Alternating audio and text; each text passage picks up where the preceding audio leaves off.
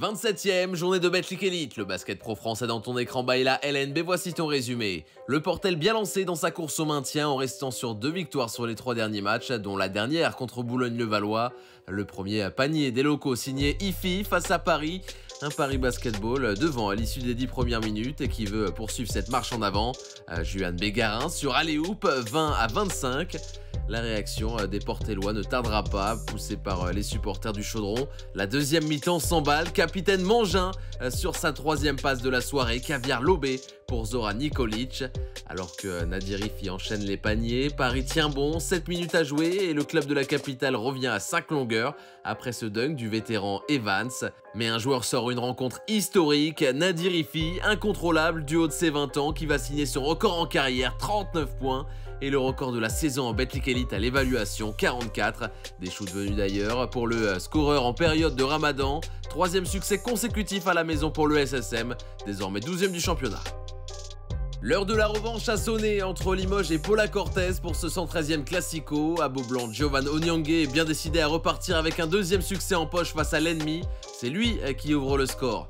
MVP du dernier match à domicile, Désir Rodriguez apparaît comme l'homme fort et entame parfaitement le début de match côté Limoujo, l'américain qui prend le meilleur sur Shikoko N1. Le Zimbabwéen plus costaud mais moins rapide. Sauf qu'Onyangé est en mission, l'ailier adore ces moments et se met à la hauteur de l'événement. 21 points, 20 dévals. L'élan béarnais profite d'un 3e quart-temps de grande qualité pour prendre le contrôle. Suite à cette perte de balle du CSP, la contre-attaque est bien conduite. CJ Williams joue parfaitement le 3 contre 1. 74-78, les hommes de Bartesheki gardent un petit matin d'avance. 3 minutes à jouer, Ayayi lucide pour transmettre à Shikoko. 21 unités lui aussi, Willy Guetté est pris sur l'action. L'intérieur béarnais qui terminera MVP de cette partie avec un double-double, 81-89, Paula Cortez quitte Beaublanc avec un grand succès dans le Classico et n'a pas renoncé à sa survie en Betclic Elite. Blois, dans la même situation que son concurrent palois, avait rendez-vous au Rhenus pour défier Strasbourg, 6-18. Paul Lacombe remonte le terrain et trouve Cavalière en pleine course. La SIG passe sous les 10 points de retard avant que Brice Dessert ne s'offre un gros dunk, 8 points pour l'intérieur revenu de blessure fin mars. L'ADA semble survolté avec cet enjeu du maintien qui les galvanise. Cornélie envoie saut en l'air. 23-36. Les supporters alsaciens commencent à se poser des questions, sauf que c'est déjà le retour du duo des contre-attaques éclairs, Lacombe Cavalière qui continue de se trouver. Et grâce à 30 points marqués dans le 4e quart, la formation de Lucas Banqui revient au forceps. Marcus Keane est missionné, 22 unités pour le meneur de jeu. Plus que 2 possessions d'avance pour les Blaisois. L'homme des bois va alors s'employer, longue barbe, cheveux hirsutes et poignée d'enfer. Robert Johnson enfile les gros shoots. Celui-là à 3 points et c'est le coup de grâce, 85-92. Blois est 15e et hors de la zone rouge. Nancy ne devait donc pas se rater avec la réception de Bourg-en-Bresse, des Burgiens qui vont ouvrir le bal avec Brima et ses longs segments. Après un départ poussif, le SLUC va mieux, un peu mieux on va dire, dans le 2e quart avec des exploits individuels de Frank Mason qui s'en sort sur un appui avec le plexi. Sauf que jamais dans ce match, les locaux ne parviendront réellement à stopper les assauts adverses. L'équipe de Fotoux inscrira dans chaque quart-temps au minimum 20 voire 30 points avec des pourcentages très solides, 64% de près et une pluie de dunks et de paniers près du cercle, sans oublier une belle précision de loin, 44%. À ce petit jeu-là, Nancy n'avait pas les armes malgré un 4e et dernier quart supérieur aux visiteurs. L'action du match en prime, signée Gombo, avec l'envie de s'accrocher à l'arceau. Mais la victoire, elle est bien pour la JL Bourg qui s'impose logiquement. Les Burgiens sont 6e de Betclic Elite. Et puisqu'on parle de play-off, mettons le cap sur Antares, bataille entre Le Mans et Dijon. Justement, le MSB, après 2 défaites consécutives, semble déterminé dans les premières minutes. 27-19 dès la fin du premier quart-temps, grâce à un incroyable départ de la star Matt Morgan, 4 sur 8 à 3 points, 29 puntos à l'arrivée avec un brillant 13 sur 14 sur la ligne des lancers. Dijon peinera à le calmer, pour autant en attaque, les Dijonnais sont loin d'être à la rue et sont capables plusieurs fois de revenir à hauteur. Matt Mobley finira à 22 et contribue au retour des vestiaires. Et à 1 minute 30 de la fin du troisième quart, sur un incroyable shoot step back de Russell, les deux équipes se retrouvent à égalité.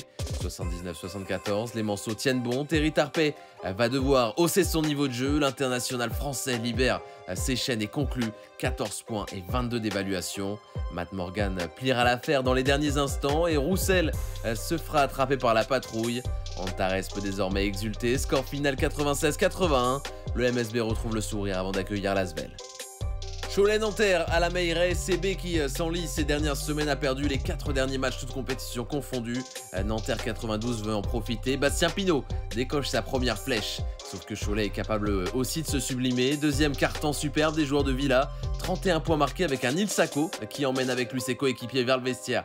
Après ce tir au buzzer, CB compte alors 15 points d'avance. Mais le feu passe au vert en deuxième mi-temps avec un Keith Hornsby qui fait la circulation. 4 sur 7 longue distance. Hornsby qu'on retrouvera dans le dernier acte sur un drive dans la défense choltaise. Égalisation à 2 minutes 45 de la fin. 78-78, la Meilleray retient son souffle. Boris Dallot au courage fait confiance à son destin. La balle ressort et la claquette signée Ellis. La réponse ne tardera pas. Money time et un Hornsby sauvage apparaît. L'Américain n'hésitera jamais à prendre sa chance. Bombinette qui fait très mal à CB qui ne s'en remettra pas. Nanterre assurera au lancer. Un temps dans la zone rouge, les Franciliens aperçoivent une lueur d'espoir. Stoppé par l'Asvel, Foss pouvait également se relancer dans la course au maintien en cas de succès contre Gravelines Dunkerque. Milan Barbic parvient à se glisser dans la défense maritime, 24-22. Sauf qu'aucune des deux équipes n'arrivera à prendre l'ascendant à l'issue des 20 premières minutes, avec un shoot pour égaliser au buzzer qui sera attribué à Kenny Boynton. Le meneur s'illustre encore avec un 4e match de suite à plus de 20 points, son 7e en 11 rencontres. Le BCM compte à 7 minutes de la fin 10 unités d'avance. Milan Barbic ne veut pas abandonner, le français ne conclura pas, mais pour l'épauler, Shevon Thompson est présent pour mettre la gonfle dans le cercle. Même sursaut 2 minutes plus tard, shoot loupé de Green et c'est Dylan Afumama qui suit bien, plus que 4 points à remonter. 63-65, 20 secondes, le stop défensif est obligatoire. Boynton, balle en main, se rapproche, écarte pour Edwards qui feinte et qui va vers l'intérieur. Ça rentre en s'appliquant. Gravelines Dunkerque met KO. Debout, les Bayers, malgré un grand retour. Fos-sur-Mer redevient lanterne rouge. Derby à l'Astrobal entre Lyon, Villeurbanne et Roanne. En difficulté en Euroleague, l'Asvel veut assurer en championnat. Obasohan trouve ce qu'il était venu chercher, 32-28. Des Villeurbanais qui remporteront les 3 premiers cartons en étant réguliers en attaque. Youssouf Afal joue les tours de contrôle et propose à Yves Ponce de filer au Tomar. Jamais la chorale ne parviendra à dicter le rythme dans cette partie, au contraire d'un Nando de Colo à la baguette. En face, Kyle Foster passe un mauvais quart d'heure. 19 points en 18 minutes pour l'international français qui fait à peu près tout ce qu'il veut sur le terrain. Voilà un shoot à 3 points, plein de confiance pour définitivement mettre les siens à l'abri. Hormis Moody à 17, le scoring de Roanne est assez timide, seulement 12 pour Ronald March par exemple qui restait sur 65 points sur les 2 derniers matchs. Lyon-Villeurbanne gère les 10 dernières minutes avec le vétéran Kaudi en patron. L'Asvel passe 3e temporairement en attendant bien sûr la sanction de 2 victoires donnée par la LNB.